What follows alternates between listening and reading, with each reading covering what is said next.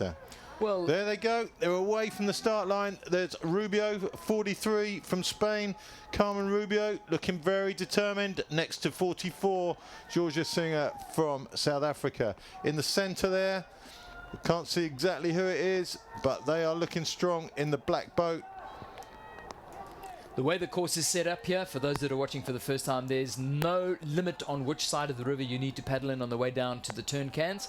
So it'll be, as usual, one full lap at the start of the race, and there's no restriction about going through the start-finish area, which you should see coming up fairly shortly. White cubic buoys in the middle of the river, but down they go, and the current here is a factor. The teams that have been training have really been sussing out where the current is flowing to maximize the current going down and to hide away from the current on the way back. So this is looking very much like the senior women's race, with Sweden going straight out to the front, very much like a senior compatriot, and it's Moa Nilsson. To her left, 41. Great Britain there is Kamila Sklenarova. To her right, 44, you'll see, is Georgia Singer. And 36. Big move coming in on from this 36. side. That's Caroline Heuser from Germany. So we've got Spain, Portugal, Great Britain, another Spain in the blue boat, 43. There is Carmen Rubio. South Africa on the far side, 54 is is Denmark, and Jette Nielsen. And that's a big group, a well-organised group, until we blend in. Across comes Nielsen towards Heuser of Germany. Italy, Hungary flanking her. And you think, you know, potentially there, the Swedes should have come in at the front of the group, not second wash down. Now she's going to get swallowed up and pushed back to the back. The Spanish are coming right across. You can be sure that Spaniard will come up and across, either to the Italian or the German, if she can, that is. There's always that potential that she can't. Going through the turn buoys for the short lap. So Germany, Italy, Hungary, Czech Republic, this side, Spain, just trying to get on, well, past the Swede on the right-hand side of the group there. And that's a sizable group still. And it'll probably be together coming to the turn, which will be really interesting.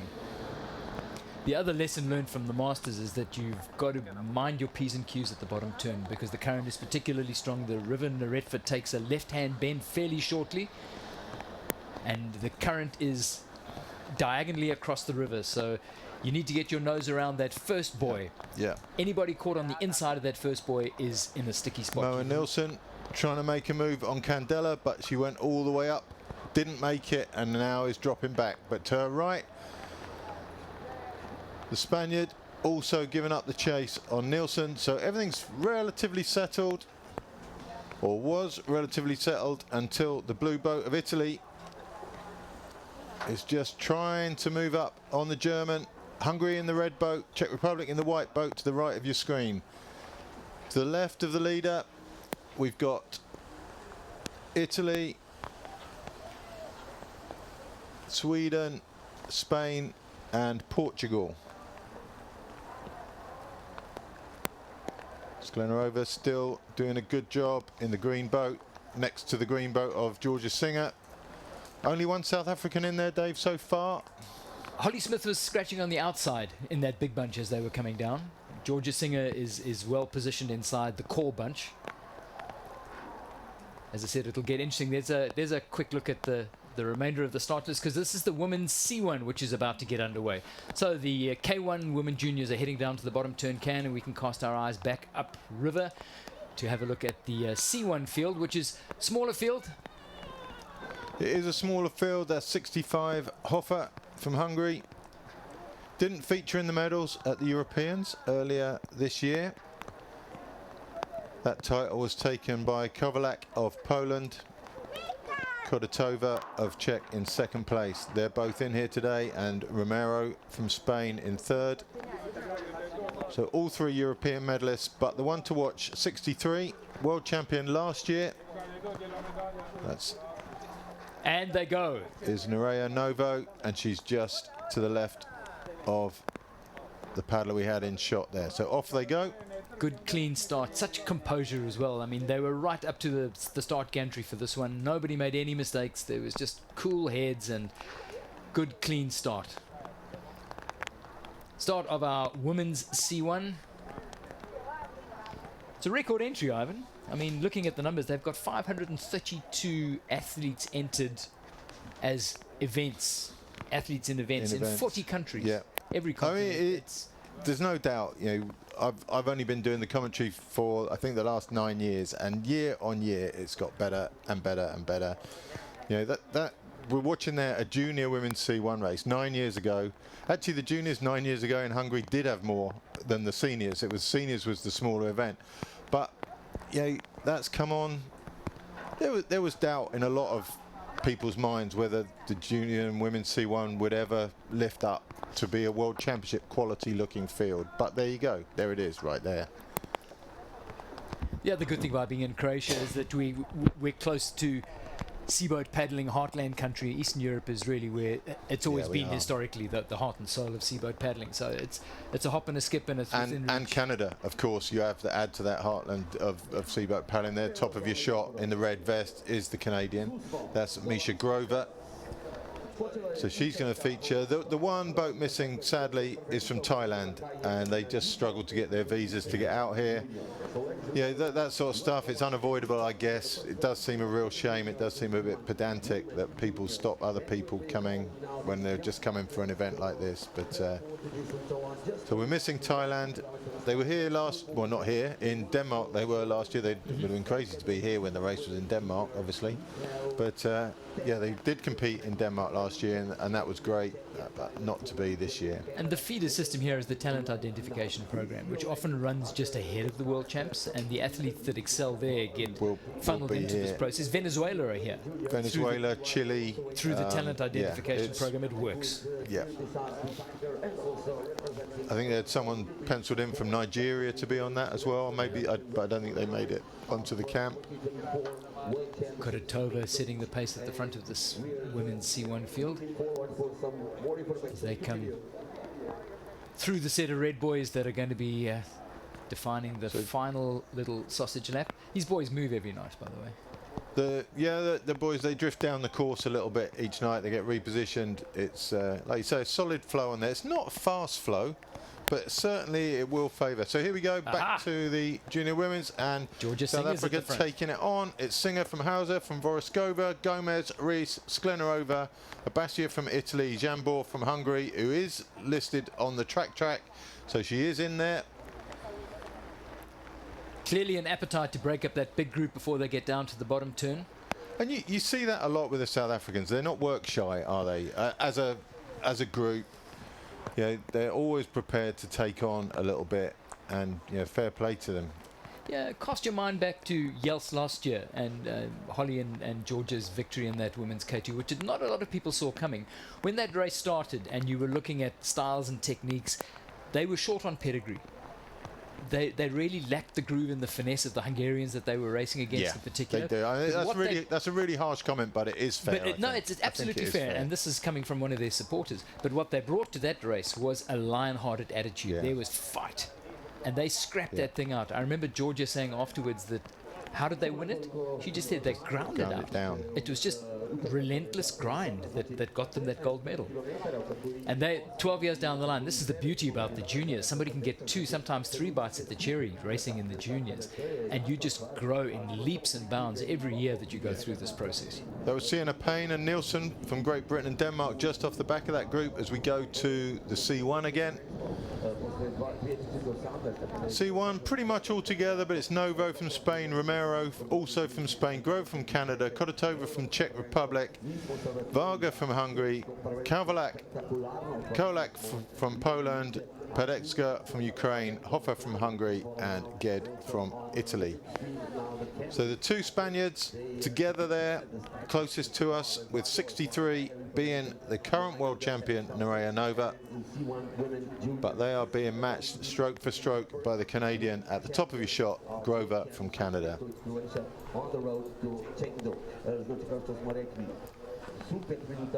For those who are watching who aren't familiar with the different disciplines, these girls obviously are different in that they're kneeling up and only paddling on the one side, whereas the kayaks paddle both sides and sit down. But the significant difference with these that you can't see is that they don't have a rudder, where the kayaks do. That's why the group formations are not as tidy.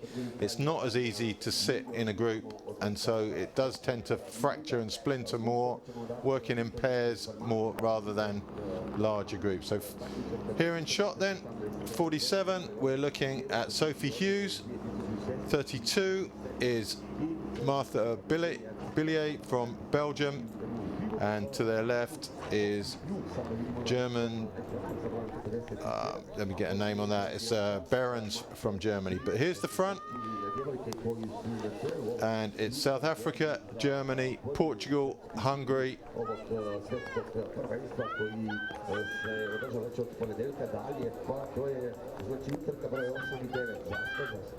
and then the Czech.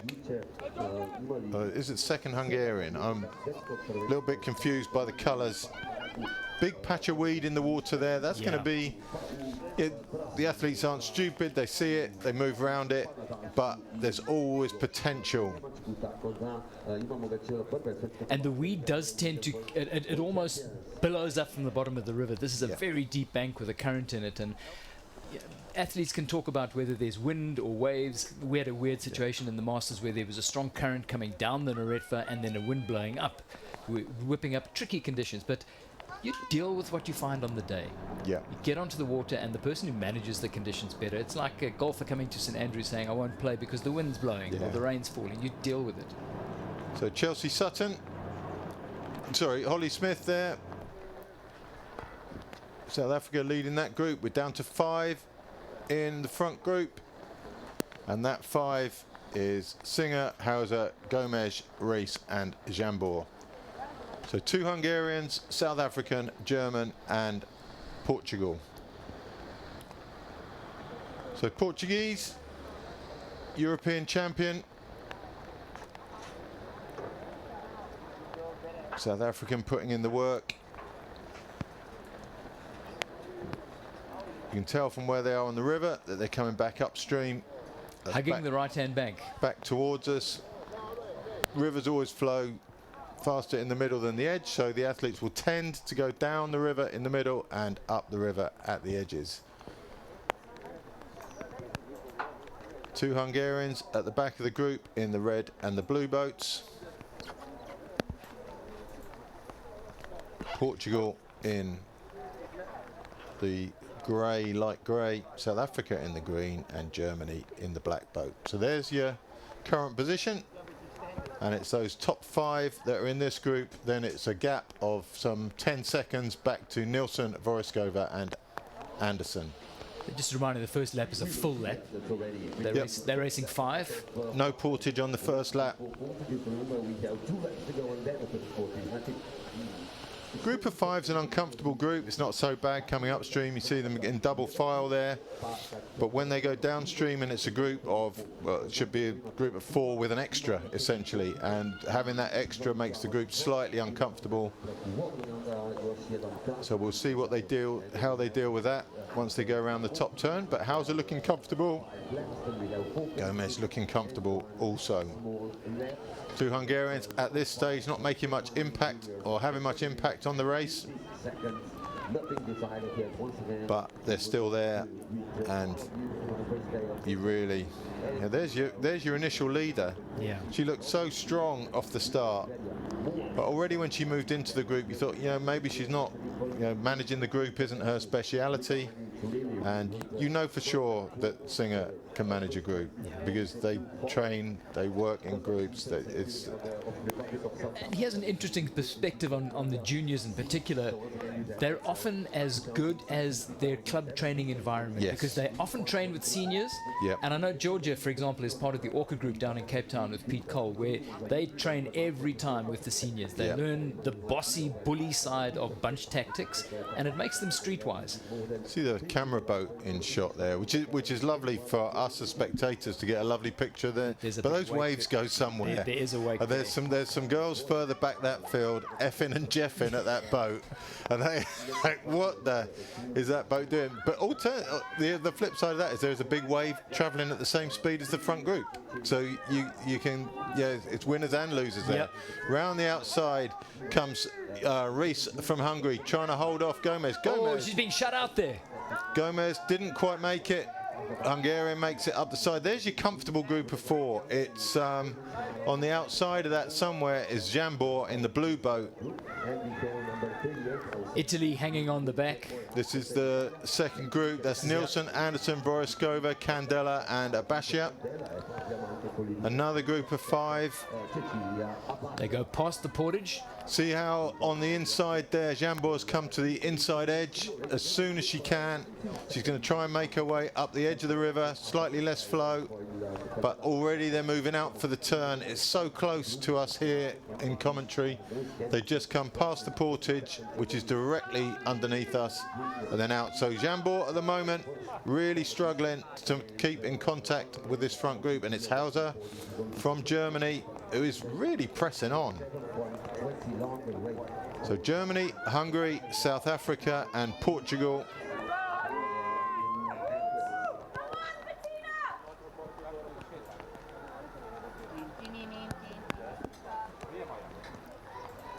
It's hard to tell. No, there's the Hungarian, the bow of the Hungarian boat, that red bow. Still in the game.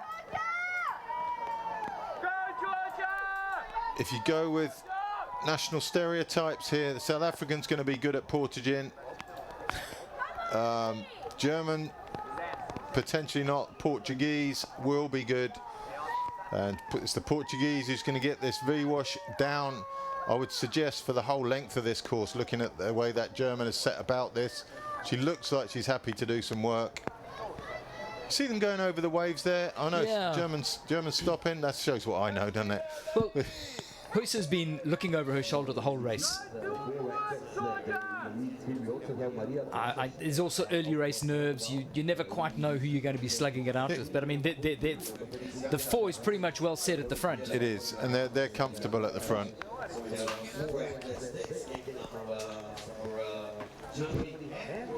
Says something, Dave, when they're bringing you razors in commentary.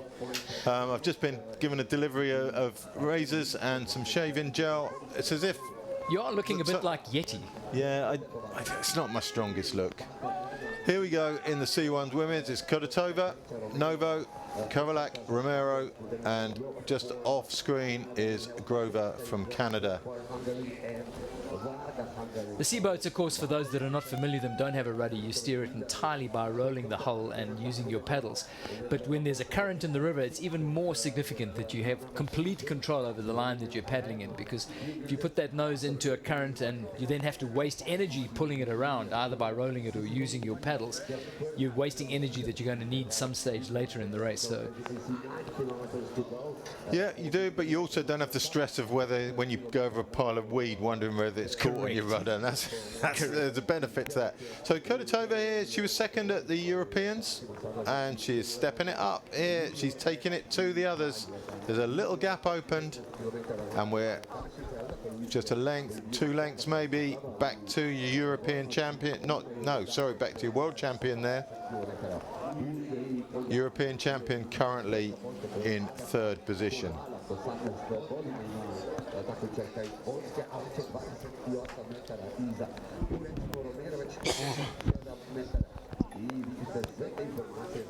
So apologies to those people out there listening if I cough occasionally.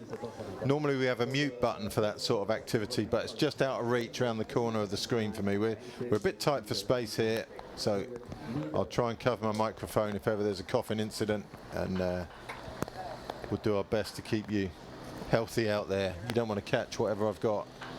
I've got no chance here. No, you've got no chance, No. Dave.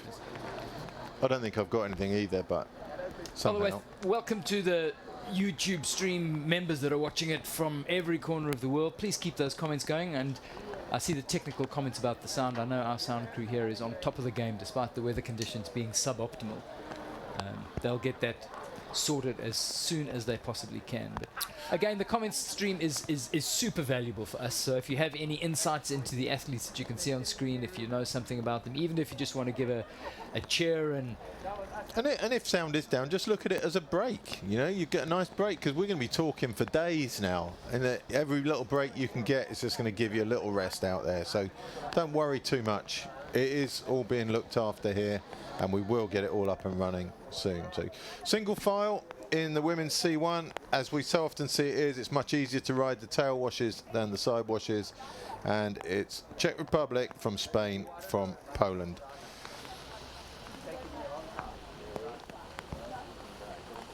Grover, the Canadian, one of the fastest movers at this stage of as we use the speed from the satellite tracker that we've got. So some effort from the Canadians to try and get back up to the sharp end of the race.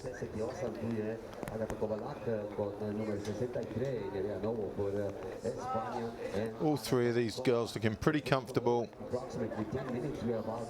as they complete, or just come up to complete, their first lap of 3.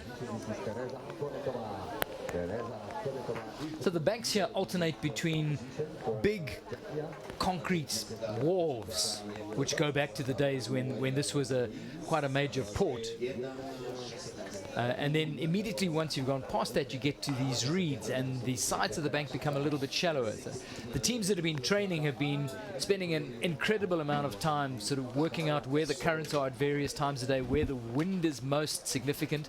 As they head down to the bottom of the course, there is a slight left turn, which exposes them more to the Adriatic and the wind that comes off the Adriatic and blows up the Neretva Valley. As Lawler breaks his second chair of the morning. I'm beginning to think I've got a weight issue, Dave, because you're right, it is my second chair of the day. It's your second chair, you bust, dude. And yeah, I don't look that heavy, but I must be really dense, or, well, I mean, a lot of people... Well, just to give people a heads up, if there is a loud choir boy-like shriek, it's because the break in the chair is right underneath his buttocks and all other associated parts, so sit carefully. It could be, yeah. That could ruin my weekend. So that gap opening up a little bit between Czech and the Spaniard. Poland content for now just to sit with the Spaniard.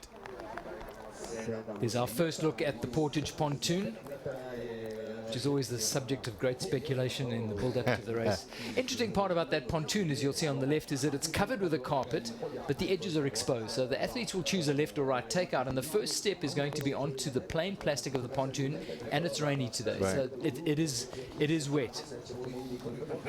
More deliveries. We're getting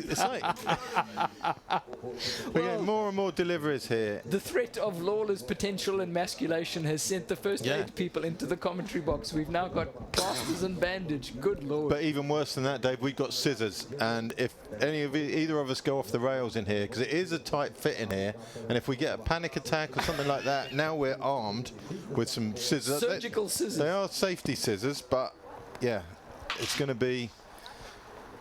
It's tense in here. Varga from Hungary.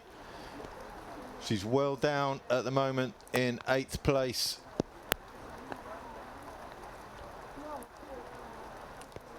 And there's Koratova.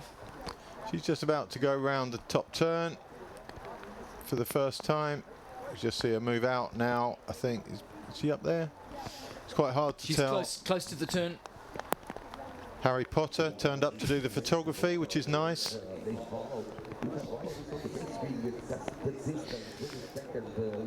Absolute wizard at photography, that man. And a little burst from Koratova, maybe just around the top turn, leaving. They're very cautious on that top turn. Obviously, the water is pushing them down onto the turn, so they don't want to miss the boys. But that's quite, you see the pole there, very cautious. The juniors in particular have paid their school fees watching the Masters, because the Masters at both turns have really struggled, and where there have been big bunches, whoever's, and we'll unpack the rules of what you can and can't do when you go into a turn, but whoever leads into that turn and does it at speed is generally okay. But anybody caught on the inside, and the consequential domino effect on the rest of that group can be quite dramatic. So what I think the lesson has been from the Masters to the juniors is just be cautious, take it a little wide, give yourselves a little bit of spare water, allow for the current at its worst, and don't ever put your race at risk. So we've got Sklenarova, no, sorry, Payne there with Duthat, Nielsen and Figueiredo, sorry. Italy, number 38 is Candela, currently in 6th place, so along with Moa Nielsen taking on there. Nielsen coming up the right.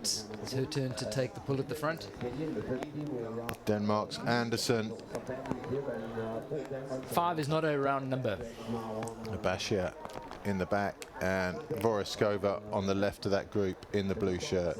There's your leaders though, and it's yeah, right back up there in the blue boat from Hungary is Jambor, taking it to them this time coming upstream. So she was the one who just lost contact with the front 4. She's obviously done a good job to close that gap, or potentially the front 4 just had a slack period. It's the other Hungarian now seemingly struggling. Rees from Hungary in the red boat, she's the one out of the top 4 and getting a little bit of discomfort coming up there, but Jambor back in the game. Psychologically, it does something to the bunch as well when you think you've safely dropped somebody like that and they just arrive into your peripheral vision. Does it ever? Not just arrive, but they just push their way right to the front saying, "Hoi." You got to wonder about the German there. Yeah, that Hauser around the outside. She's moved out from the back of that green boat where she would have had a half V. So the tail of the green boat, the side of the white boat there from Portugal, and she's second wash out in a position that's reasonably uncomfortable, I would think, and certainly not the most efficient wash-hanging group. What that's done is open up that nice V for the second Hungarian, Rees, who's struggling still to get there. She's not made it, but there was a V open to her behind the green boat of South Africa. Thanks to the folk that are keeping an eye on the sound issues, apparently. So you see it now, the German, she's gone all the way up there, only to drop all the way back.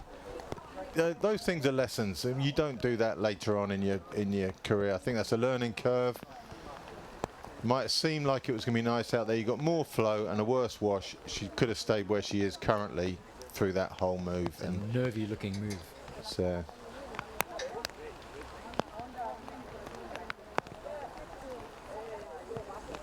Jambor looking good at the front. Rees at the back, however, just looking a little bit ragged, perhaps. I'd say Singer looking very comfortable, and I really like the Portuguese here. She is looking superb there. Maria Gomes. She won the Europeans. We got the addition of a South African in here to add to those Europeans, but otherwise she knows she's beaten most of these girls in the past and looks super good. Interesting, that's Nello's new ST boat. That's basically a surf ski type construction. So the deck includes the seating area. So you've got bulkheads all the way. In terms of the running and getting out, it makes a huge amount of sense. So it's been a gradual evolution. Yeah. The bulkhead arrived largely in the back of the boat, and then we started seeing the experiment to the front, and it just makes so much sense. Smith and Sklenarova there in shot, and Sklenarova seemed to be just struggling to hold on to Smith, who looked like she was on a bit of a charge, to be fair. She was piling up there. Yeah. Here's the front 5, and it's portage number 1 coming up. This always exposes somebody, and we'll see just a few moments' time who is going to be exposed. Very slight Jambor. Jambor looking over her shoulder. She's frame at all. Keeping an eye on Singer and where she's going to go. The jetty, as it's set up here, has got 2 complete left-right options. It's a long takeout. There's room for 3 or 4 boats to take out on either side. So there doesn't need to be congestion. To get to that left side, though, you've got to move out and then try and come in onto the landing stage. It's not a convenient way of getting out, but it is an escape route if it's busy. And as you'll see, the line of choice coming up is out of the current and hugging the right-hand bank. So your natural 90% of the paddlers will come to the right-hand side of the pontoon. If you want to go left, you'd have to move out around now and come in at a different angle. Jambor putting in a bit of effort to make sure she can get to her takeout clean. When I said around now, I didn't realise they were still that far from the portage, so I was a bit premature there. That happens. But Yeah, visibility out of our Portaloo is a little limited, so we're restricted to the screen. Right, we're about 10 seconds, 20 seconds away from the portage now. We have to be. They've got to be just coming in after this bunch of reads. We'll get used to the shots the same way as you do as we go through the weekend. We have to give you more accurate time assessments. But big up to our camera crew scattered over the course. They're going to have a long day standing out in the rain today, and they're doing a great job. So we're basically sat opposite the building you're going to see now, that sort of toothpaste coloured building. So we're directly opposite that, and we're at the far end of the portage, so the end they get in. So the portage is about 150 metres, I'd say. So they're coming up to it. You can see the speed increase, and it's going to be Jambor first to the portage. Now, her dad was one of the smoothest portages in his K2. They were one of the best organised K2s ever, and if he's taught her half of what he knew, she is going to be super well organised. You can see the South African going to the left of the pontoon. We'll see whether it's hard for her to come in. You see how she's moving away from the pontoon at this stage. So now she's coming into it, and she's done a good job of that. Jambor up and away. Singer up and away. Gomez up and away. It's the German who's struggling. Slow for Germany. And the second Hungarian is nowhere in sight. She's still faffing about with her boat Singer back there. just canters to the front. Can hear the cheers in Cape Town. We have gone with national stereotypes that we talked about earlier. It is the South African and Portuguese. Oh, and she has driven a wedge between herself and the rest of the bunch. She looks like she's going to have, I mean, coming up for the last lap, if you imagine this to be the final portage, then you think, right, this is a girl who's got a lot of control over this race. That is a huge statement from Georgia Singer. Yeah. And she can take all the time she wants to get back into the boat. Gomes, second away. Away goes Jambor in the blue boat, third. Second Hungarian just getting in. She must have run reasonably well. She's closed up some of that distance, but it's the German who has... No, she's there. She's still there. She's taken the anti-flow route up the outside to our right. Singer instead has taken the direct route to the turn. Hungarian Jambor, she's seen that German, and she's going to use the German to close the gap on the lead two. But these lead two could be away, I think. Georgia's not going to get phased by this current. I mean, she, like most of her club mates, spends as much time on a surf ski and life-saving as she does in a K1, so she'll be completely comfortable in a current. So Jambor wisely running for the wash of the German. Second bunch comes into the portage. Comes the second. Spain leading. So that's Figueiredo. Emptying. Payne. You talked about the value of having those bulkheads. There's emptying, and there you suddenly are at the back of the bunch in serious catch-up mode. So these are 11th, 12th.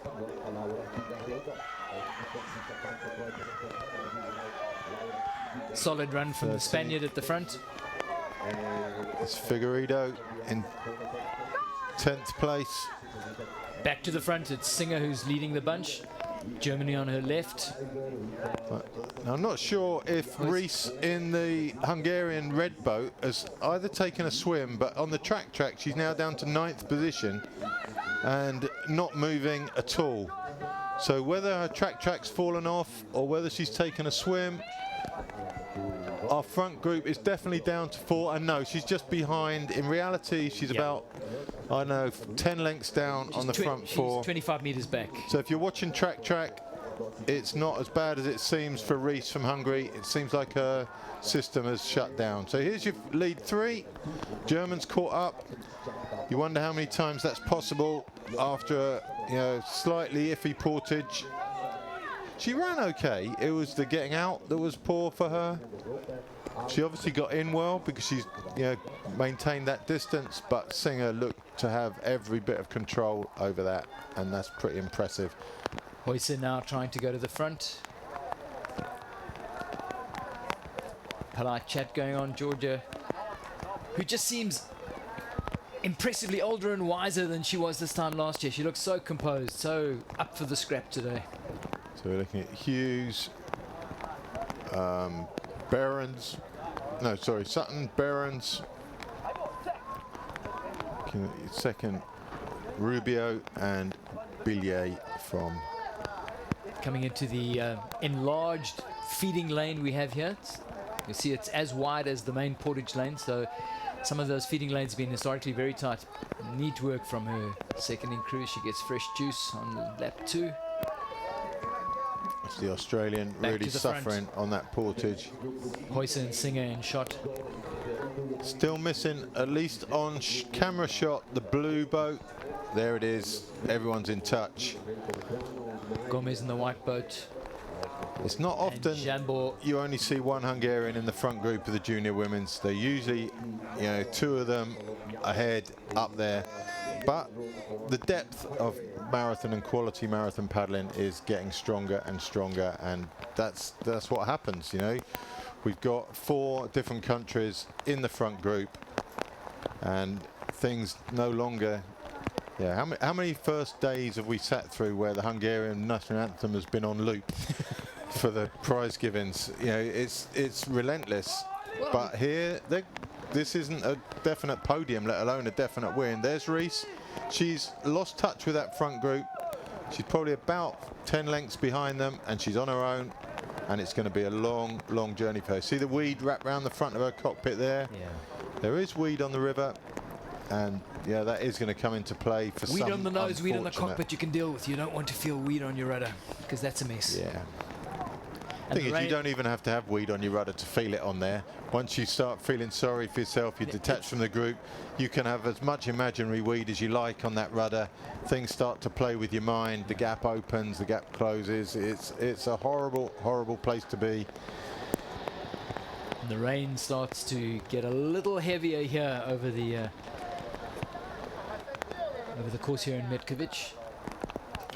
So in shot there, I think we had Nielsen and Abascia and Candela from Italy. But we're back to the C1s now. And Kodotova most certainly has opened up a little bit of a gap on the others. 24 seconds now back to Kovalak, who's overtaken Novo, who was world champion last year, remember. So things aren't going quite so well for her. You know when you've been tangoed.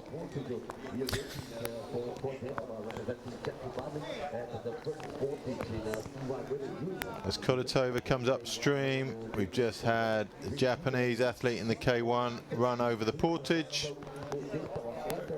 That's Kurahata from Japan in 18th place. Kurahata, fascinating athlete. Started paddling at 9 in Japan. It's a relatively young sport in Japan. From Shiga, paddles on one of the big lakes there. Opadochime Club. And really looking forward to the opportunity for the Japanese athletes. They want to do as well as they can. Obviously, they're going to leave it all out there, but they want to be the best Asian They athletes. do. They've got a Hungarian coach. He's racing later on in the week. Jokos, I think. I might have remembered the name wrong, but he's out there. But you know, I'm going to say I'm disappointed with the progress of the Japanese. They've been in this. The first time I remember them was back in Brandenburg, good few years ago now, and they may have been there before that, but that's just my first recollection of them. And they haven't really progressed through the field, and they're always just off the back, and I don't know. They need a little bit of a readjustment out there, I think, just to get in touch with the Europeans. Maybe just send athletes over. You know, it's hard to train if everyone's at that same level, not speed level but skill level, and you've got to up the skill level if you want to make it in these races. Lajos Jokos is going to be racing in the senior K1 race, and he is an absolute god to those Japanese. They worship him. He's a hero.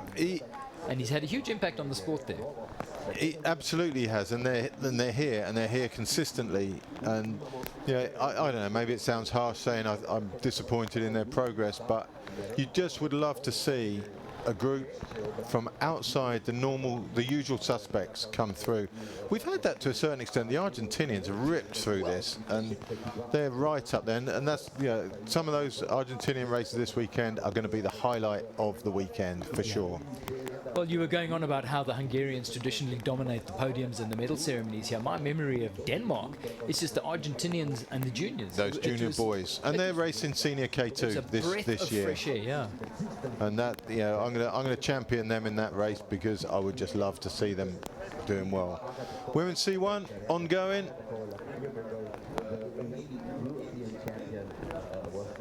Now on lap 2 of 3, which means this time there's a portage, and it must be coming up fairly soon. Kodotova from the Czech Republic, taking it to the rest of the field.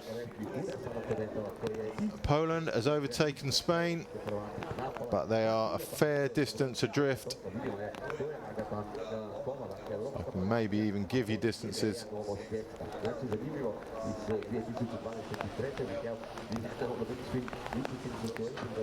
Kodotova not really taking too much of a risk by going on a solo charge here. I mean, that race is 3 laps. Yeah. She can afford to burn some matches at this stage, effectively dominate the race and build up a buffer and not worry about having to.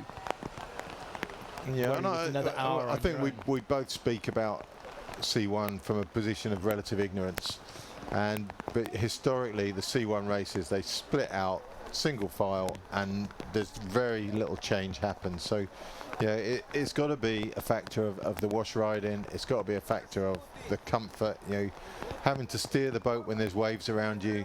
So the leader has the best trip round, I would suspect, and she looks super comfortable. So 36 minutes in and we're coming to portage number 1.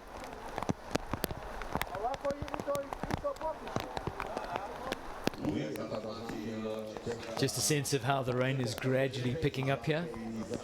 As I mentioned earlier, the good news is that the thunder and lightning is staying away. So into the portage she comes, gets her foot out of the foam fittings. She's under no pressure, absolutely no pressure. It's a luxury, it's a privilege she's earned by having ground out a lead for herself. Gets the water out of the back of that C1. And you can see as you look down onto the portage, she's got 15-20 seconds lead. This is the race for silver. Yeah, and Pedetska was the paddler in the background behind them from Ukraine. We haven't actually mentioned her. She's been sort of working away there. It was the second Spaniard had been there, Romero in 4th place, but Pedetska is coming through. Bit of encouragement from the coach. Glance up at the camera there. Do you see that? Did you see that? Oh, just no, it's a big. As you run up the portage, you're looking. Check myself out on the big screen. Yeah. Back into the water she comes. Left knee into the big foam fitting and away smoothly, calmly. Sucking a little bit of oxygen after having run that portage, but holding all the cards as she heads into lap 3. Spain has overtaken Portugal, what am I talking, Poland on the portage. And away go. Here's your Ukrainian. We're likely to see Ukrainian medals in the senior C1 later this weekend. Maybe even a top 2 shut out from the Ukrainians in the senior women's C1. But for now, Czech Republic, potentially with the first gold medal of the weekend, followed by Spain. Shout out to paddler Brett who's watching. I think he watches every moment of every podcast, every stream. I was going to say, I feel like Brett needs to get out more. I think Brett has had the worst week in the world because he's normally here. He would normally be here. He's normally here and having a ball with the Masters, but he's unusually not on the lineup. Bit of FOMO back at home there. So I'm sure he's walking around the lounge, kicking the dog, and being a bit of a nuisance. Thanks, Luke. We're balancing the race between the C1 and the K1. We'll make sure we watch all the key points. The portages are obviously vital for both races, so a lot of it is going to center on the portages and the turns up to the top turn can as the rain gets steadily heavier here. I think it's adding to the romance of the morning. Just that rain falling, the nice pitter-patter on the outside of our Portaloo. Should we call it Portaloo, to give it its full title, that we're sat in to commentate. We get, well, you get a window in your seat there, which is nice. I can look across and envy the window view you that can you reach have. The flash button. But no, it's pretty good. We're in a nice position here at the portage. We're right opposite the finish line. We're not exactly on the finish line, so our calls might be a bit vague, but we'll give you a good sense of the likely finishes when they happen. Kowalek of Poland.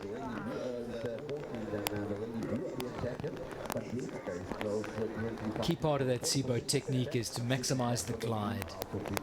For all the effort of getting that big blade into the water, you want to maximize the glide you get out of it. And it's actually great to watch those that are very good at it.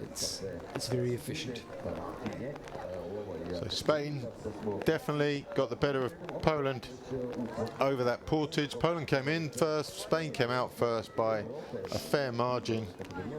And currently it's Czech Republic, Spain, Poland, and then Ukraine. Back to the K1 race. Yeah, this isn't the front of the K1 race. This is boat 38, which is just trying to get a bit of a... This is Karen Anderson of Denmark at the front of this bunch in the black boat. On her left is Beatrice Candela in the Italian colours, and this is the front race. Here's the front bunch. Gomez leads from Singer, from Heiser, from Jambor. Jambor sitting comfortably on that wave at the back on the diamond.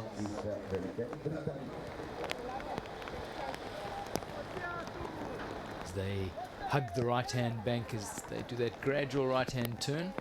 Again, the German paddler closest to the bank, Heiser, has dropped off the track scores at the moment.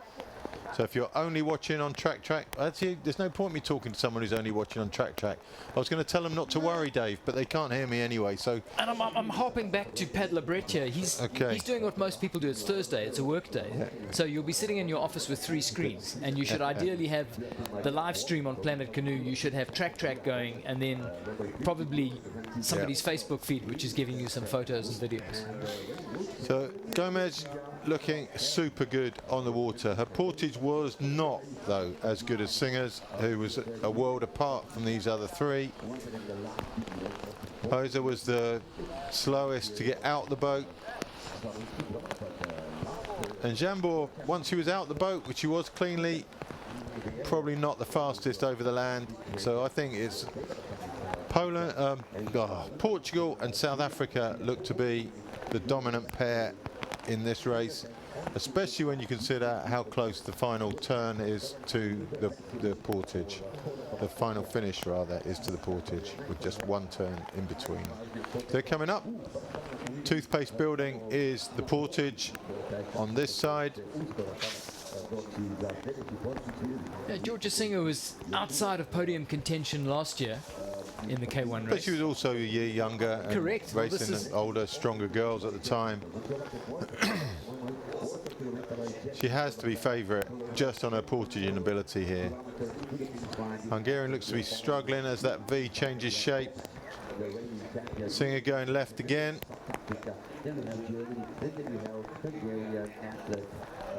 So 2 left, Singer. 2 right. That right-hand line does require a sharp See how the turn. Hungarian, she's out from it now, and then she has to turn back in, then you have to turn out again. Singer it's a little slow bit on the messy. takeout. Don't think it matters to her. She's got the running ability. Somebody dropping a bottle, which you hope that doesn't roll into the water, because if that rolls into the water, there's all sorts of penalties for that, and it looks like it's a Portuguese bottle, doesn't it? Yep. It was the same shape as that. You hope that oh my word. Singer's gone through the feeding lane and has canted into the lead, but now there's a penalty for that. If it does roll back into the water. Well, Romalo had exactly that at the Europeans. His bottle rolled off the pontoon into the water, and then it's a penalty. And he had to take, I think he took that penalty with just a short lap to go, or something crazy. So all out together this time. Way better portage from the German this time. Easy in with the others. And they're about to start catching the last of the seaboats in front of them. So hopefully they'll be well clear of them by the time they get to the turn can. In the old days, that bottle landing up in the water was a DQ. Was at one point, yeah. And I think at this event, Europeans, when they had the Europeans here way back, maybe I'm guessing a little bit, but 2018, I think that was the first DQ we had for that. And there was a couple of the youngsters from the UK who got a medal, then found out that they'd thrown their bags in the water, and bit of traffic on the turn there. That's a tough call for Hungarian, especially there. She doesn't need that while she's just trying to close that gap. But these four are going to be together again, aren't they? Yep. Through goes the German. Portuguese will come up on her right, and the Hungarian should slot in the back. What a lovely family day out in the rain. Bring an umbrella party. Wet dog, that'll smell in the car on the way home. Yeah.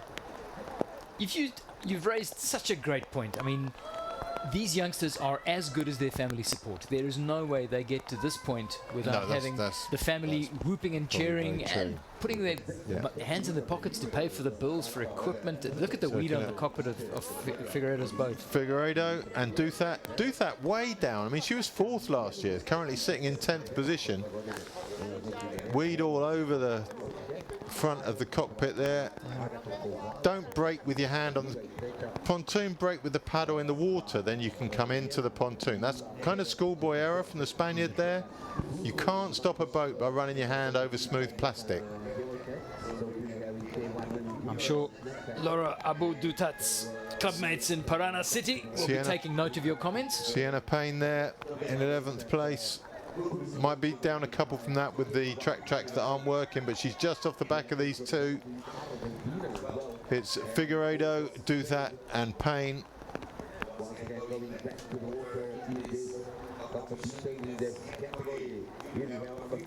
Put in on the right.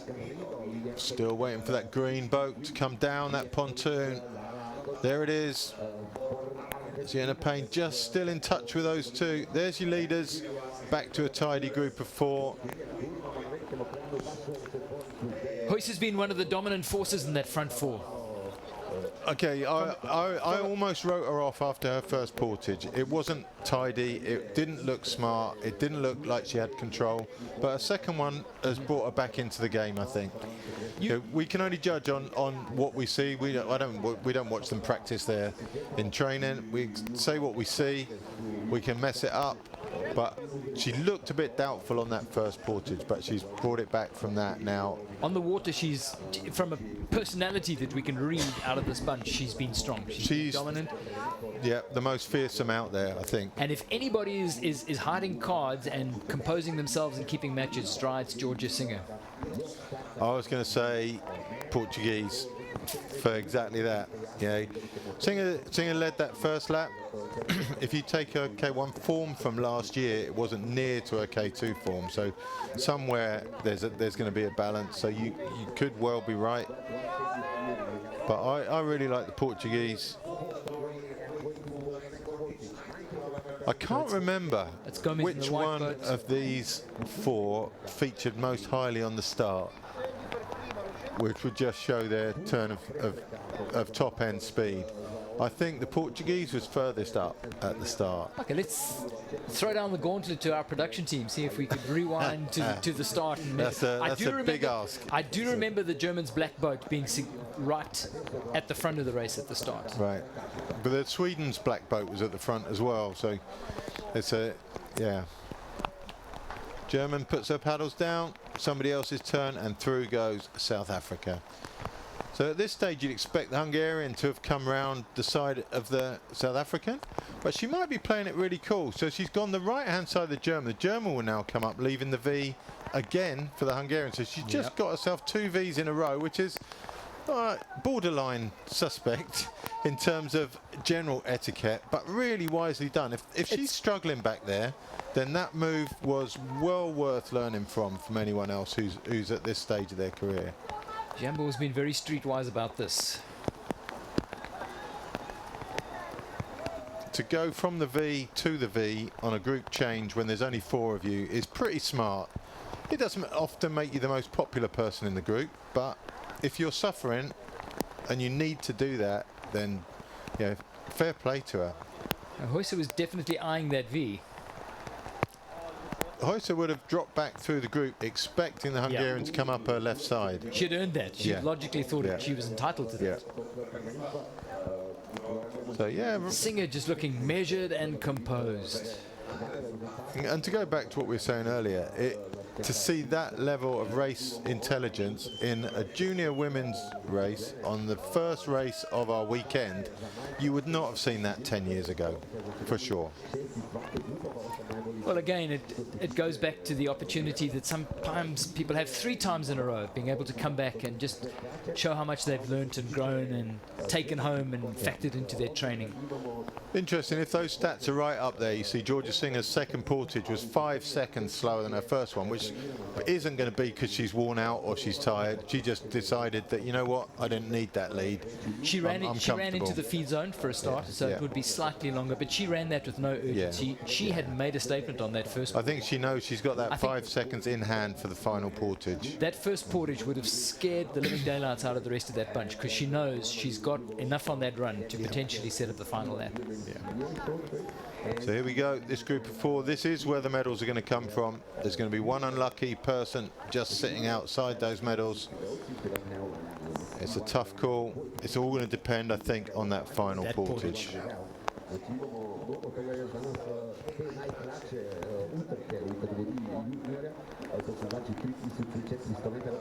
Big contingent of South African masters that are whooping and cheering for her from the team zone.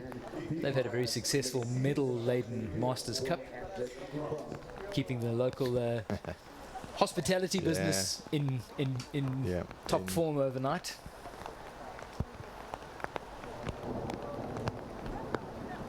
Thunderbolts and lightning in the background here in Metkovic. I'm not sure if we're hearing that live here or... Yeah, I'm hearing it. Yeah.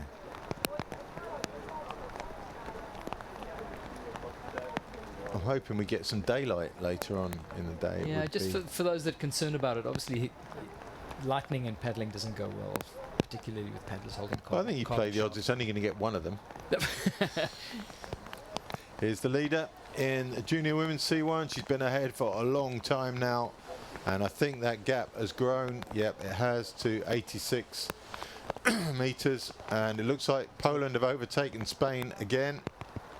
So Poland clearly better on the water, Spaniard better on the portage, and Pedetska from Ukraine hasn't really made up much ground. Now VIP seats. Look at that. Cup of tea, watching from your window. Grandstand seating right there. Kodotova. That Ilio untroubled, slicing through this water, which is like glass in the rain. It's just great paddling conditions. Second lap a bit slow, but she's been under no pressure. Only 20 seconds though. Over 20 minutes. 1 second a minute, roughly. It's pretty impressive. And this is all about a groove, a rhythm that you've just drilled into yourself.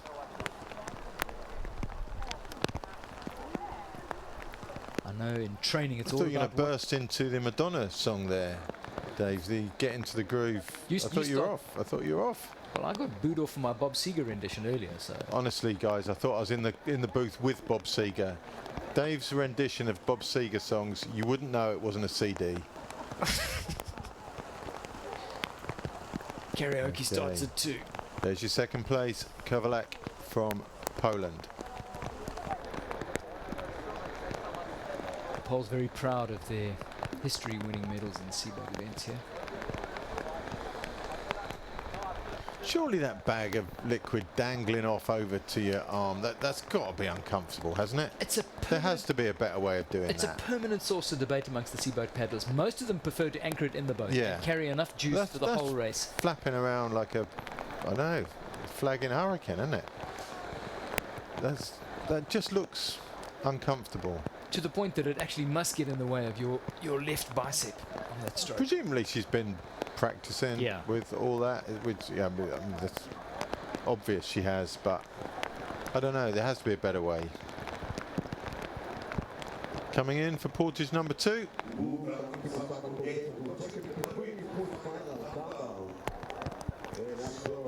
So just to you either love it or hate it, but final portage is always accompanied by the music of the final countdown. I know which way I sit on that.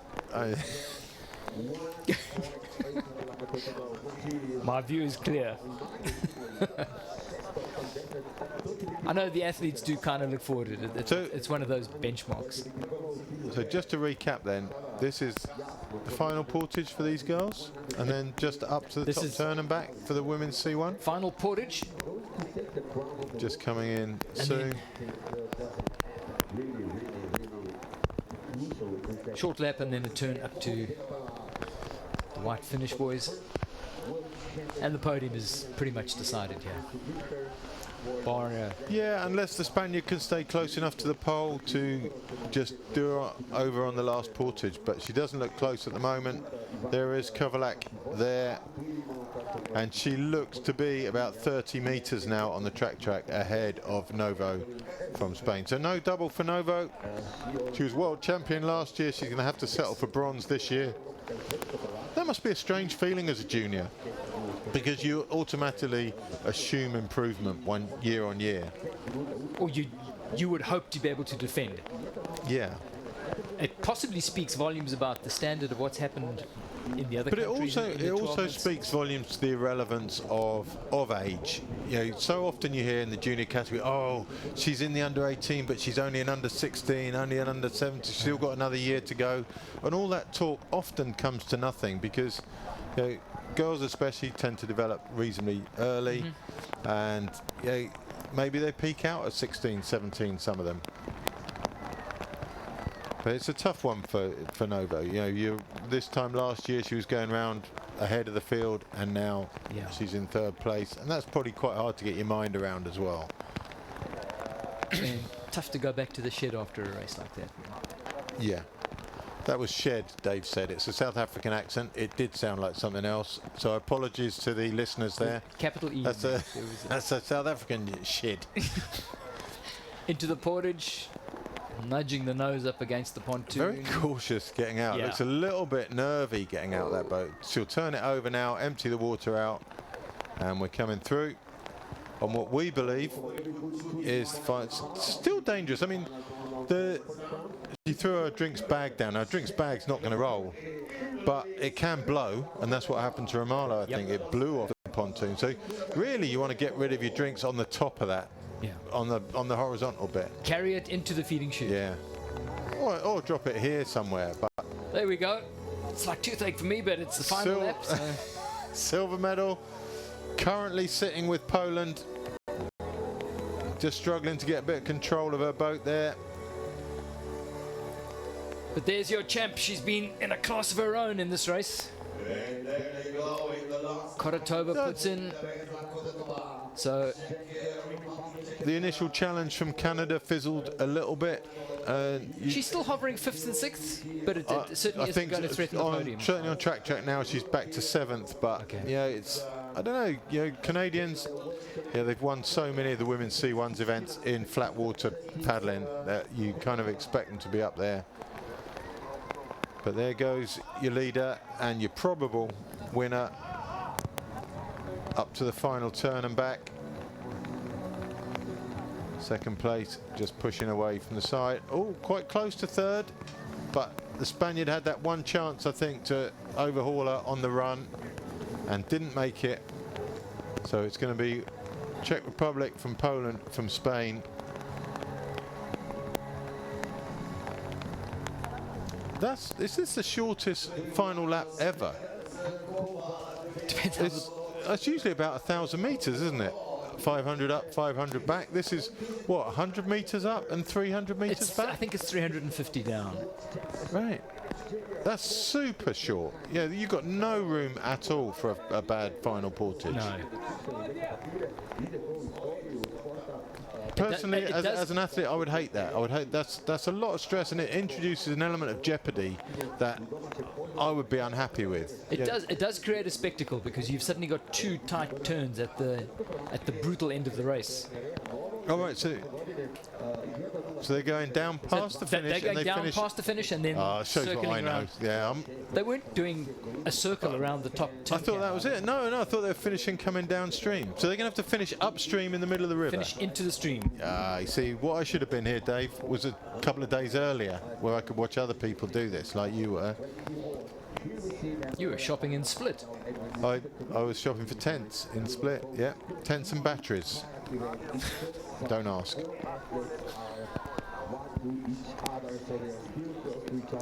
So up round the top turn, down round a bottom turn, which obviously I didn't know, and then finish upstream in the middle of the river.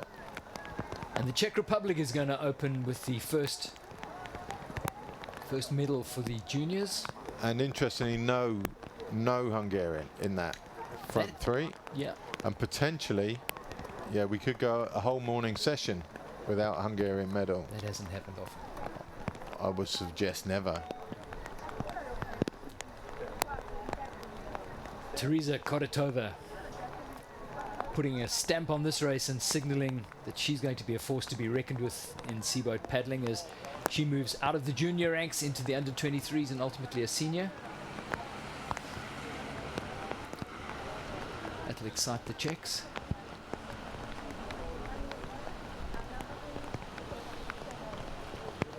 It's interesting to see how many 15-year-olds are racing in the juniors. They will have 3 years to be able to race and learn and grow and improve. Yeah. Interestingly, yeah, you say we've got 15-year-olds here. Of course, this is going on the same weekend as Olympic Hope Sprint Regatta. So you've got a lot of under 15s, under 16s, under 17s there who potentially could be here. You've got girls here who could be there. It's a tough one because, yeah, this is your World Championship. The other one is, yeah, it's not an actual World Championship, but I think it's pretty much considered a World Championship for the age groups. For me, I would take the Worlds in a heartbeat. It wouldn't even be a decision. Sadly, Dave, you're also not under 17, so you haven't really got a choice, to be fair. But I mean, it's nice of you to have an opinion, but seriously, you're a bit deluded. You're entering the under 17 girls races now. There's crimes related to that, I think. Focusing strictly back on Teresa Koratova as she comes around the bottom turn cans into the current here on the Neretva River. And this is her victory parade as she comes probably down the right-hand side of the river, and at the last minute she will have to then turn left to go through the finished cans, which are right in the middle of the river. That is going to be a learning curve through the weekend, the route you take back from that bottom turn, I think. She has, exactly like you said, she's come over to the right, which would be the logical thing to do, especially if there's a significant flow. Can come all the way to the edge. There's second place in the background, no chance of that gap closing. That's 1, 2, 3 pretty much decided. So we're watching, there's third place, so you've got all three in shot. The gaps are significant, the camera shortens those gaps somewhat.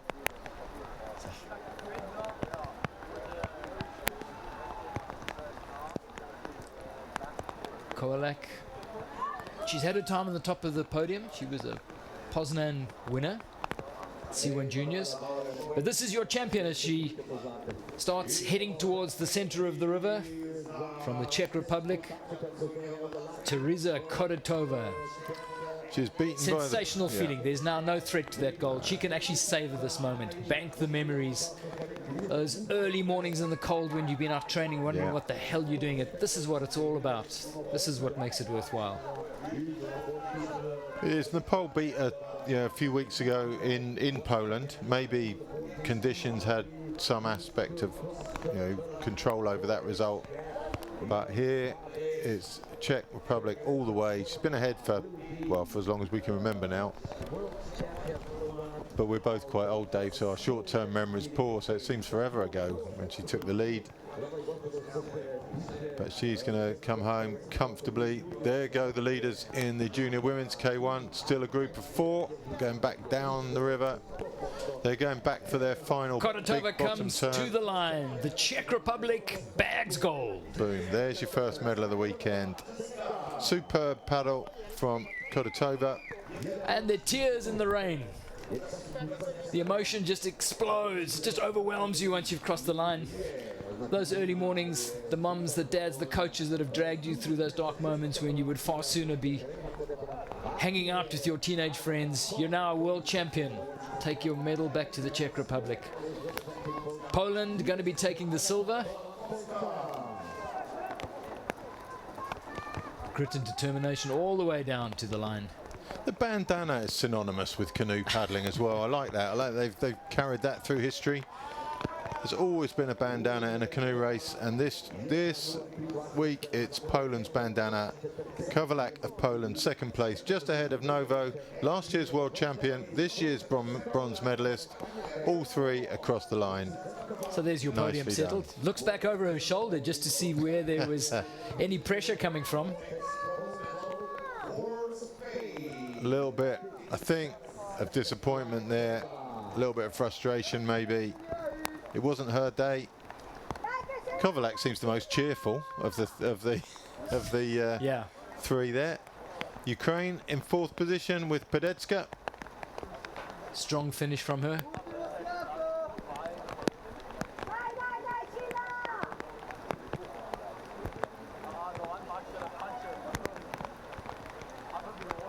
Ukraine coming away from Denmark with some solid swag from the sea boats.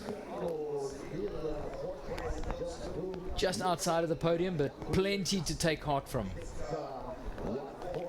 And then Romero from Spain, bronze medalist at the Europeans. I think the field was maybe a little softer there. And today it's fifth place. So Spain in third and fifth.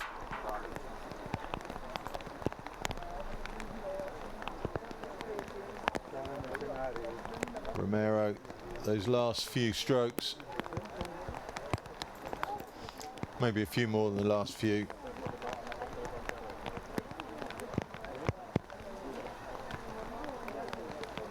She's got 100 odd meters still to come down to the finish.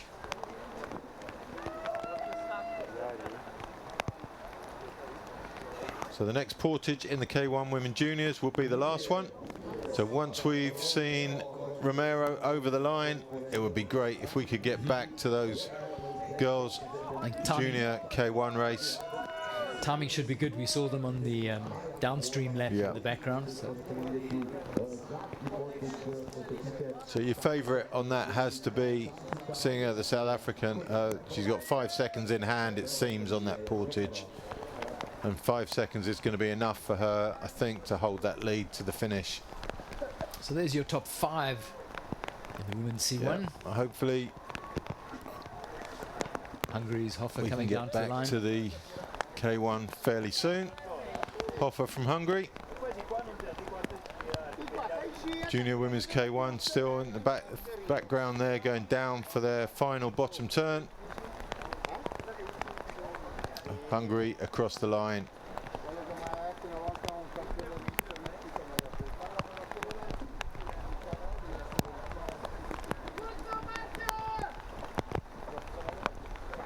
And there's Grover of Canada. Big Canadian contingent making the trip. Long way. And Misha Grover coming down to the line. She's going to claim a 6th on this occasion. And now we'll keep an idea of what is happening. Junior women's K1 coming over the portage, but I'm not sure. It's one of the back markers. Where we are. Who's finishing the portage?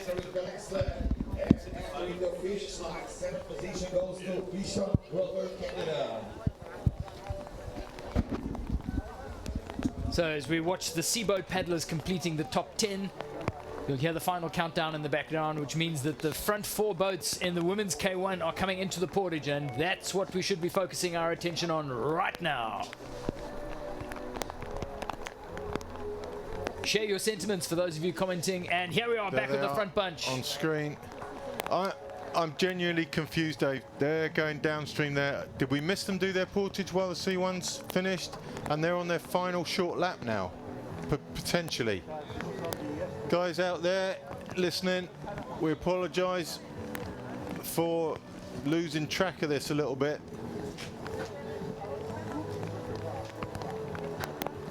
We've still got all 4 girls together. I think they're heading down for their final big bottom turn now. I think they're heading down to that turn. Yeah. We'll catch them on the portage. And they're good. Yeah, so we've got 1 portage to go. All 4 together, as they have been for a few laps. Singer looking relaxed. And here you go in the middle there, still roughly in contention. She's been sitting comfortably on that left wave for the lion's share of this race. Reese, yeah, but Reese in the red boat is still only, well, camera angles being what they are, it's hard to tell, but she's not out of on contact with him yet. Oyser strong at the front. The two main protagonists, I think, either side of her. Gomez.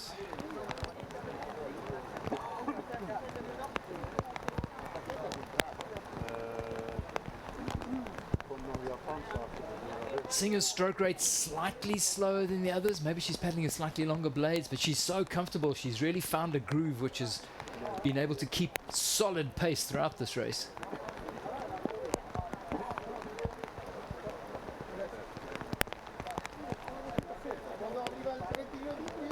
Oyser at the front, Singer on her left, Gomez on the right as they paddle through the rain down towards the bottom turn can. And of course Jambo is sitting quietly in the background on the diamond, Where she's been for an awful lot of this race. she's hogged that, let's be fair, and that tactically means she's kept some matches dry Yeah, for very the much for the next 10 minutes. Very much so, which is about what they've got left, isn't it? Yeah.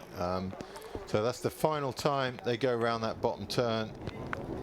They'll come across to the edge of the river, probably go up the edge of the river in a 2 and 2 formation rather than the 4 there. And there, just in the background, she's still hunting them down. That is not a big gap. That is not a big gap. I mean, she's not on your track. That's Reese of Hungary. She's getting over to the side quicker than Out the of the others. current. The one who knows she's there is the other Hungarian. Jambor is looking over her shoulder, just thinking, please no. I just don't want you here. So Portugal takes the lead. Hungarian will tap up behind her. Gomez wants to up the pace. She actually saw that move up the right-hand bank. I would think Gomez cleverly has put Singer second wash out, giving her a harder run up to the portage on the outside of the bend. 54 there. We've got Denmark's Agneta Nielsen with Great Britain's Sienna Payne. I'll give you positions for them. They're in about 12th and 13th position as we stand.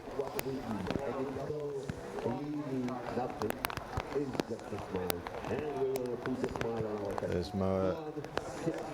Denmark and Sweden. Nielsen, who was so strong at the start. And with Denmark's Karen Anderson. She was second at the Europeans, Dave, and she really has not featured in this race at all. That's the surprise as we size up what the podium is going to look like in this year's Women's K1. Yeah.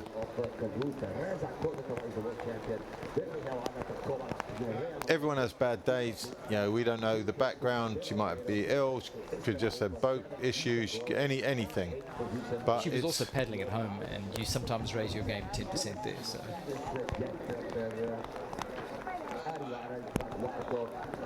Shiho Kirihata of Japan in the yellow boat. So it's going to get exciting. We've got a retirement, Martha Billier of Belgium. She's pulled out, perhaps to do the K2. I don't know. I haven't got the K2 list in my head, but perhaps she's pulled the plug because today wasn't going well for her. So we've got a couple of Italians, looks like there, and Czech Republic. So we're looking at Abasia, Candela, and Voriskova.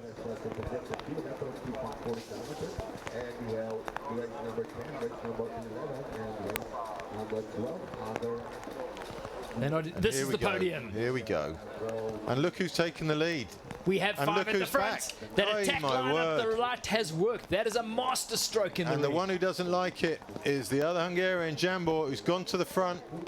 And it's all happening on the outside there. Both the German and the South African pretty much faffing about. They're not really contributing here. They're stuck in the middle of the river. Jambor now pushing down to the right. Hats off to Reese for sticking at it for all those laps. And Reese she's back is a in the threat game. at this stage. She's a real threat.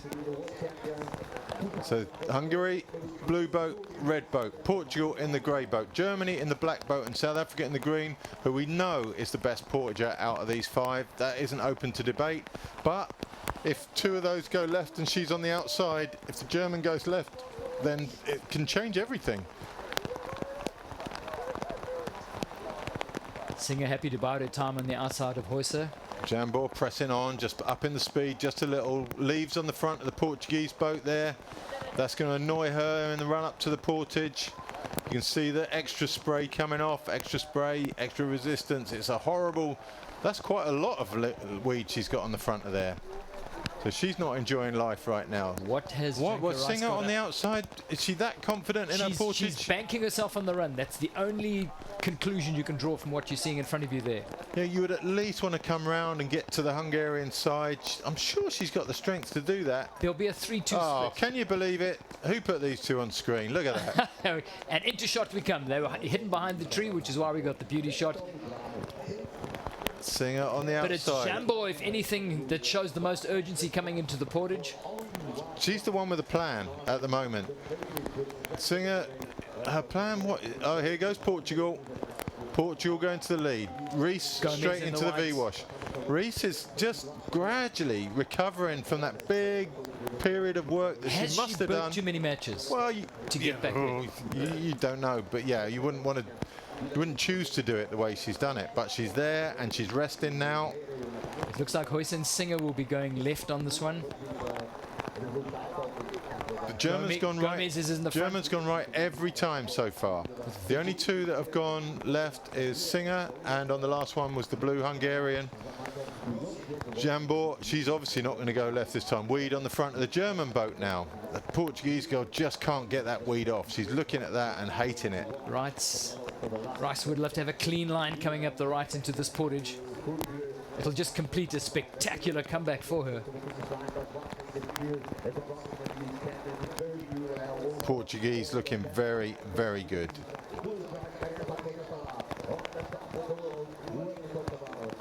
Lottie Jambor. Hopefully one of her crew will be able to get that leaf off before the final lap. That's worth, I don't know, is it worth coming through the drinks lane just for that? At this stage, it's one quick bounce of the boat and you should be able to loosen that but weed. she's tried that, Dave. She's tried it. It's not coming off. Jambor making a move up the right. Puffing a bit there. Singer still confident on the outside. She's watching Jambor go. Jambor impressive. She's come back past the Portuguese. Portuguese wouldn't have given that up lightly at this stage with this distance to the portage. And look who's going to be 3rd into the portage at the moment is Reese. Singer definitely has the land speed to cover any position coming into this portage, I think. Pound for pound, she's lost at this stage, so she's going to have to bank on a clear takeout and take off on that run. German puffing just a bit out there, and she's going to have to go, I think. It's a big effort from Jambor at this stage. There goes the South African. Singer comes off the wave. Here we go. Jambor in the blue, leading as they come into the portage. Singer making no impact on the Hungarian, but she has hauled the German. German's in trouble here because she doesn't get out of the boat quickly. And everybody goes right. It's only Singer on the left. German's going to have to wait. She's in all sorts of trouble there. Super quick takeout from Singer. And she goes straight into the lead. She's got no problems, has she? And now she's going to run this thing. Portugal, Germany in 2 and 3. As hard as she possibly can. German up and running well. German runs really well. She just doesn't get out of the boat well. She's going to get through to 2nd, the German, right? Singer racing into a huge lead on this final portage in the Junior Girls K1. Down the ramp she comes. She's got to be cautious though. It's only the short lap after this. The German's going to be with her though. It's a super cautious put in. I am super impressed by the German Huyser on this. She was in a terrible position, put herself in a terrible position coming into that, and has come out 2nd and comfortably in contact. Huyser Gomez on the right. And it's the 2 Singer Hungarians. happy to go back into the middle of the river. Huyser Gomez staying out of the current on the right. 2 Hungarians have suffered. It's Singer leads. I don't think she can hold off the German, who is super strong on the water. And it's going to be Portugal also gets a lift up with the German. She's using the German to get the Hungarians are out of this, I think, now. Sad for Jambor. She got out well, but the boat didn't come out. Maybe a bit of water in the boat. They're way off now. It's down to 3. They were quicker going up the right. Germany and Spain staying up the right, managed to make up some ground on Georgia Singer, who probably had 25 meters at the end of the portage, but has now got them right on her tail. I think that might have been a bit of South African exaggeration there, Dave. But she's got them right on her tail as she completes that top turn. Singer leads. She's going to make them work hard to catch up.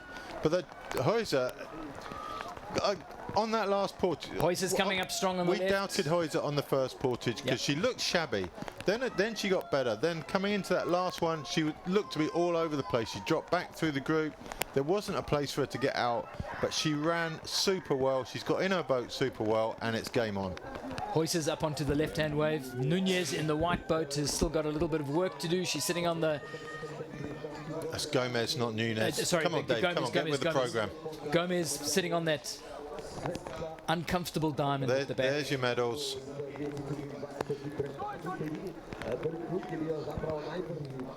Right, who do you go for here? Singer overhauled Hauser coming into that portage. Gomez looked pretty tidy all the way through, but was overhauled by the Hungarian. So the Hungarian was the quickest in. She's not in the game anymore. Up goes Gomez to the right of Singer. I think Heuser would love to be the first nose around the turn can. But then she's still on the outside coming upstream in that position. So currently Nunez... Oh, you got me doing it now. Gomez. Smack. Gomez is sitting pretty there.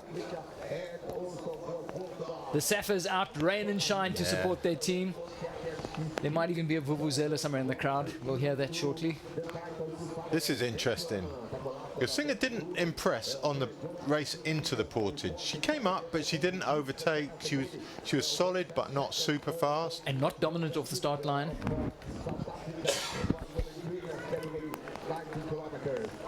The medals look to be settled. That's I say for sure. We've written off Reese earlier in this race, and she made it back to the group.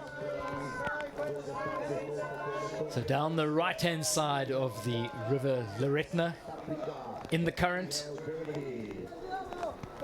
Germany's Caroline Heuser in the black boat on the inside, and she is going to get her nose around that turn can. Lightning alongside. Outside the commentary box at the moment as well. So there's the thunder that accompanies it.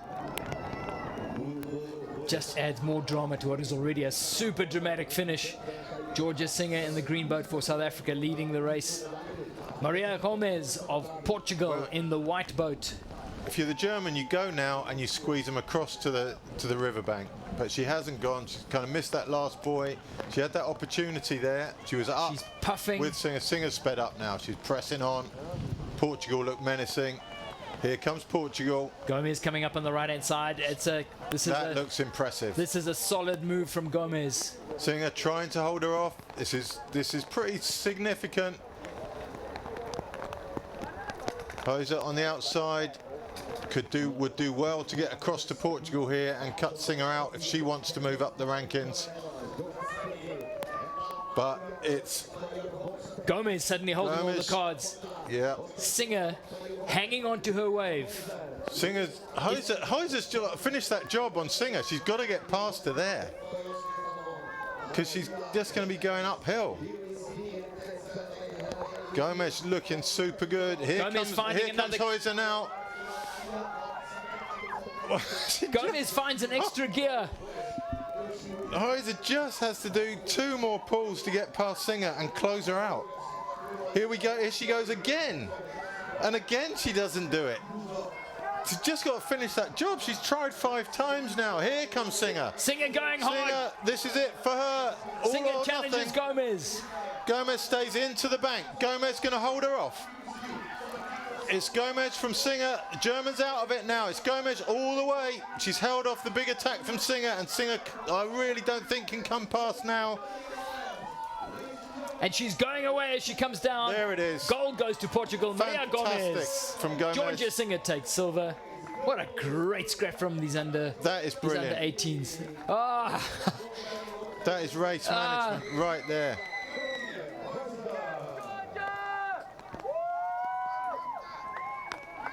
that was a magnificently managed race. Beautiful from her all the way. You're Singer German, you and have to Heuser. feel for the German. You know, she did so much right and then just couldn't make that move stick against Singer coming up that last edge. She could have, I don't know. I don't think either of these girls could have won. Now you see Gomez go to the finish, but Fourth place is going to go to Corinne Anderson. where did she come from? That's a big move in the closing stages of the race. So, apologies to the whole Danish camp if we've missed her through our whole commentary, but she was never with that front group.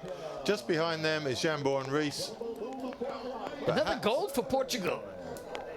And no medal again for Hungary. Bing. Oh, no. No, no, no. That's Janka Reitz who's swimming. Yeah, Oh, what on from earth? where? Oh, is it after It's at the finish. She must have crossed the line. What? Oh, Heuser and Rees have got no data, so they have crossed the line. They have crossed the line. Jambor's also crossed the line ahead of the Dane there. So we didn't see on screen either of the Hungarians cross the line, but they both have. I think that's of little consequence. I'm sure that was just a lunge for the line that caused that. That could have been the two Hungarians coming in together and getting a bit scrappy. Final portage for these two. That's the second Spaniard, Rubio. And Beatrice Candela of Italy in the red boat.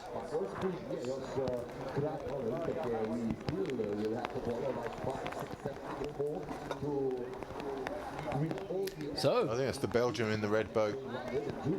Portugal has a new K1 ace to add to their paddling family. The second. Jambor did what she could, made the best of it. Gutsy fight back in the first half of the Yeah, race. it was, but her portaging let her down. Not her portaging skills, her running let her down on that. She could get out the boat well, bit of boat full of water, but yeah, it's all a learning curve. 46 there from Czech is Voroskova.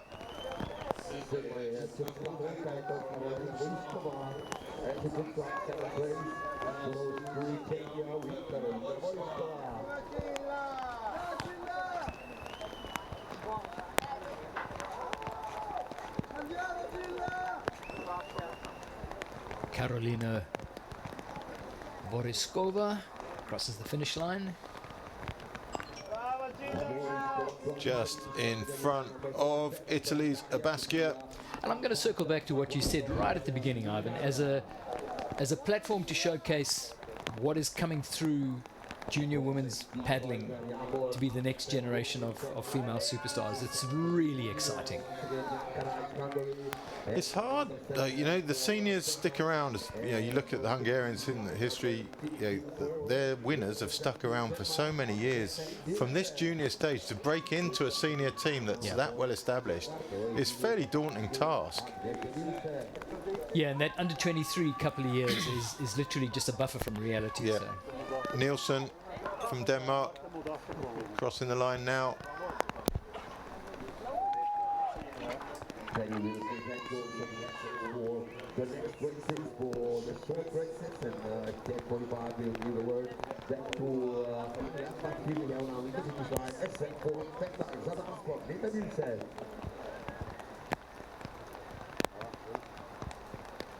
So as a commentary team, we're going to get our management stepped up a little bit for the next one. We lost track of who was where on the course there briefly. We only get the same pictures you've got. We don't get a bit of real view from our commentary box here. So And we let you down. We know that.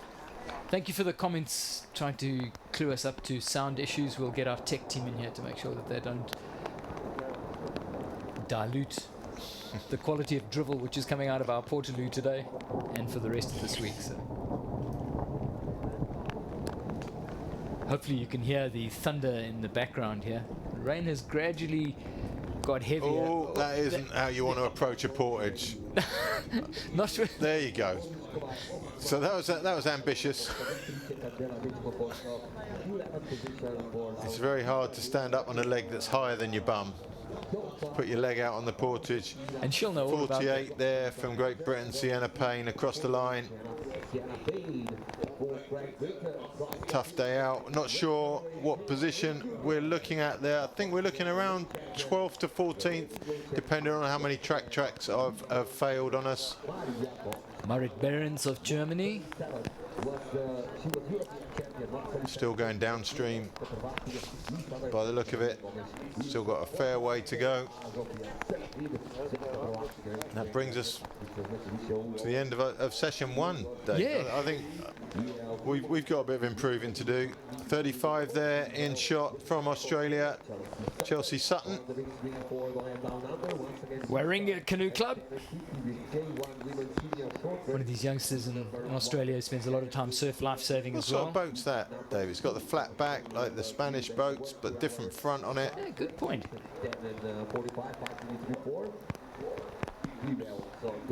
So roughly 13th, 14th place for these two.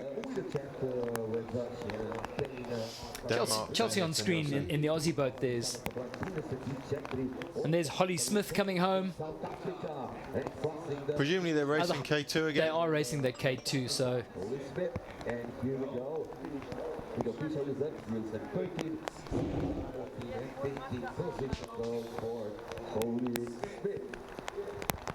she's in her final year at school.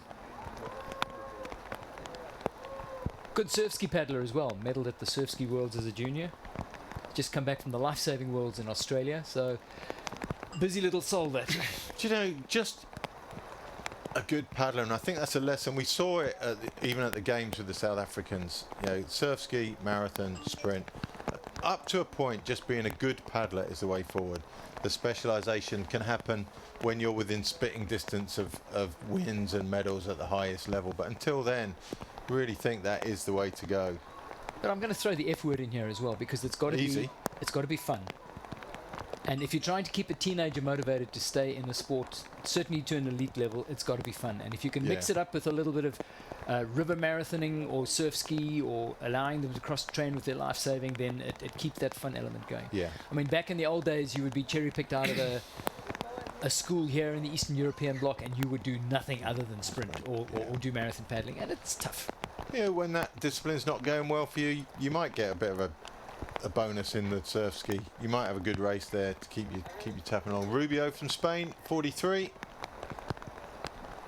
We've talked before about how, compared to their seniors, the Spanish juniors are quite low level internationally. And we were told that they don't actually get specialise in the one sport for an awful long time until they get a little bit older. So that's when they get to senior level, they're always up there and in the mix. So that's another route to being good. Oh, there you go. It's an all-wave Italian boat. Yeah.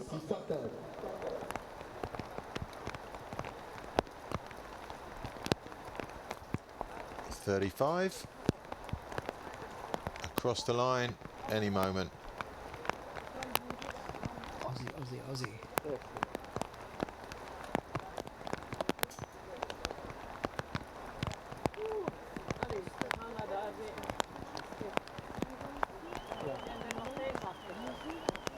As the rain falls, and it's threatening to fall all day, Ivan. Is it? I try not to look at the weather it throws forecast. the possible factor of increased river flow either overnight or tomorrow. Well, there have been quite a few floods around Europe, Central Europe, so maybe.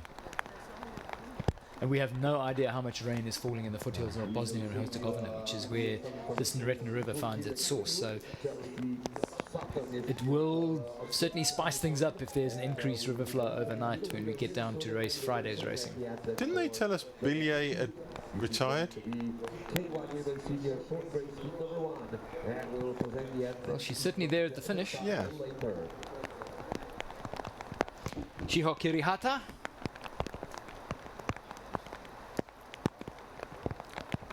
Her club mates at Opatochime will be happy to see her on the screen, getting her moment. So second year paddling at this level. And we talked about the distraction at the elite end of Japanese paddling to get into sea boats. Right. And a lot of the youngsters that start out in kayaks that are now being lured into sea boats. Because they've had a high level of success there, or They've also got a coach who's got a lot of prestige and Right. profile in that Yeah. area. And but Shiho Kirihato. there's nothing on God's earth that could transfer me into a sea boat. We've been threatening to do a little TV documentary of Lawler trying to balance a sea boat. I don't think. I think it'll be messy. I don't think I could do it. I don't.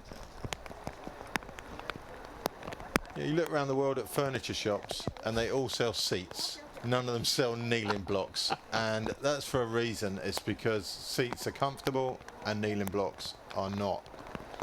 The closest thing to a kneeling block in the visual aspect is the old executioner's head block, where they cut out You're the little taking this to recess. extremes, Lawler. So it's only one step from being executed is getting into a canoe and kneeling up for the rest of your life, paddling around lakes and rivers.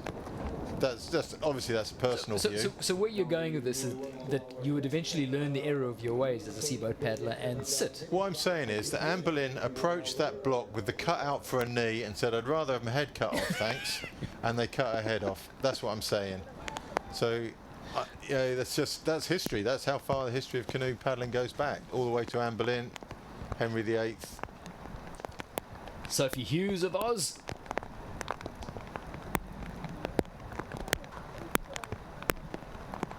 Looking impressive as she Looks powers. strong, right? Looking super impressive.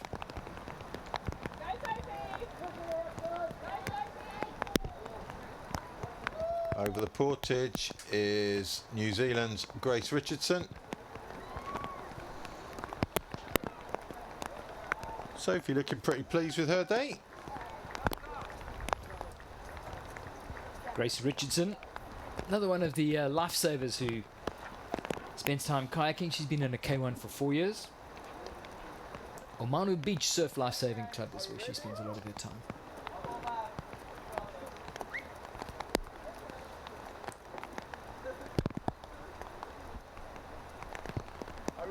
The Grace Richardson from the Bay of Plenty Club in New Zealand. She's had her day today. So, time to go and have a few words with our new champion at the end of an exciting race. Let's go to Stefan and catch up with the women that were at the front of the junior women's K1 race. Caroline Holzer, congratulations, what a race. Thank you. Did you expect this? No, of course not. So tell us a little bit, how was the race for you in these hard conditions today? It was hard because of the start. I didn't get the fastest. There was not enough space, and then from round to round we get a smaller group, and the portage was hard because of it's wet. But yeah, from round to round it gets difficult because of the water that came, and yeah. Yeah, you really did well at the final portage. Was it tough for you there? Yeah, I think that all the time of this I must run, only run, and yeah, I did. Yeah. Very well done, and congratulations, Caroline Holzer. Thank you. Ja, dankeschön, Caroline. Yeah. Thank you for this interview.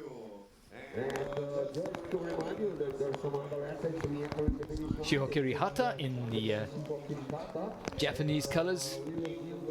A couple of interesting things from that interview, Dave. She said she didn't have enough room on the start, and that's one of the smaller start lines of Yeah. the weekend. So that might be a problem going forward for some of the others. And the second thing that she was really significant, she knew she had to run the portage just once. And the one time she ran super hard was that last one, and it paid off for her. And she, yeah, her portage management was great. You know, possibly criticised where she came into the portage on that last one, but her running was excellent, and that's where she overhauled the Hungarians. And yeah, the result was a medal. Such a good point. Yeah, many of the serious marathoning nations will try and find out as early as possible exactly what that portage is going to look like. and then replicate that pontoon. I know the Aussies have been training at the sprint course in Penrith. They went and modified one of the pontoons there to replicate this as close as possible so that they could train with a pontoon of the same pontoon buoys and weight and carpet, and it makes so much sense. There's no point in training on a beach takeout and then being surprised when you get to a pontoon takeout. With the new format, you've got so many portages. It's become a more important skill. I mean, back in the day, you did a portage when you had to. If there was one on the course that was unavoidable, now they put them in whether they need to or not. It's just part of the process now. And it is something that has to, I don't know, have a higher significance in your training, I guess. Well, that's a bit of thunder there. Yeah, that's coming on now. Well, it's interesting. The rest of the day is going to start with the heats for the short course for the men and the women. With the storm closing in on us here in Metkovic, I just keep my fingers crossed that it's not going to start messing with that schedule. Obviously, paddler safety is going to be number one. At the moment, we just have heavy rain, and any paddler will know what heavy rain is like. It's actually pleasant to be out paddling. But the thunder and lightning is unwanted at this stage. It can move off to any one of the neighbouring states for the rest of the day. Grace Richardson in the distance there in the blue boat.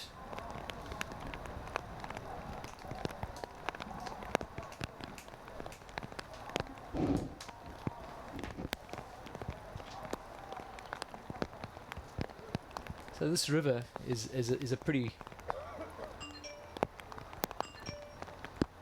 big, close clap of thunder here, and it sounds like we're due to start the next race in 15 minutes' time. But So we've just had a bit of news that is potentially, well, not even potentially, we've had news that is delayed. We'll give you information as soon as we can, but there's a storm coming in, which is pretty evident if you look out of our window here, and we're going to have a little bit of a delay before we move into the K1 Senior Women's Short Course Heat 1. We've got 2 heats of women's short course, 2 heats of men's short course, and then the C1 men junior and C1 women's senior. well, the decision has After just been that. taken by the officials that they're going to take all the paddlers off the water. Based on the storm, they've got 3 weather models that they watch here to make sure that it doesn't come within the proximity. And the prediction was originally that the lightning and the thunder was going to move to one side. It isn't now. It's directly overhead. So the decision has been taken that the racing has been suspended, and new timing will be announced fairly shortly.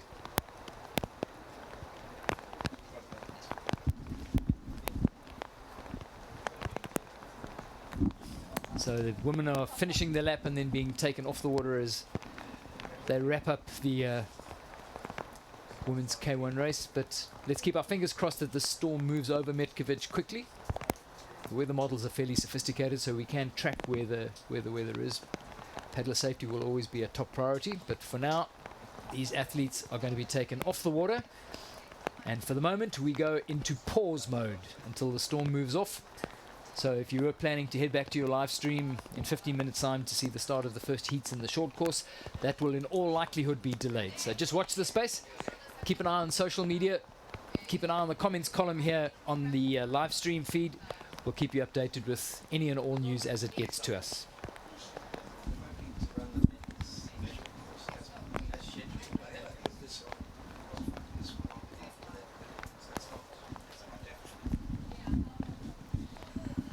Okay, schedule reshuffling is in process. Nobody really knows what's going to happen because nobody really knows what's going to happen with the weather. Yeah. But potentially the men's short course will run on time as advertised, and they'll put the women's on sometime after it. Certainly the current situation is that all the women's senior short course athletes have been taken off the course. So 39 just finishing in the junior women's K1. That's Grace Richardson from New Zealand. Great job out there today. Would love to circle back to the rugby score of the last couple of weekends, but I won't. Stay away from it. You know we get in trouble. Listen, the Redford River has a fascinating history. For those of you that have been a follower of what's been happening in this country over the last 25 or 30 years will know that Mostar is a city in Bosnia and Herzegovina, just up here, and the Neretva River runs through Mostar. It's the lifeblood of this region, and one of the reasons that this is such a great agricultural and trading and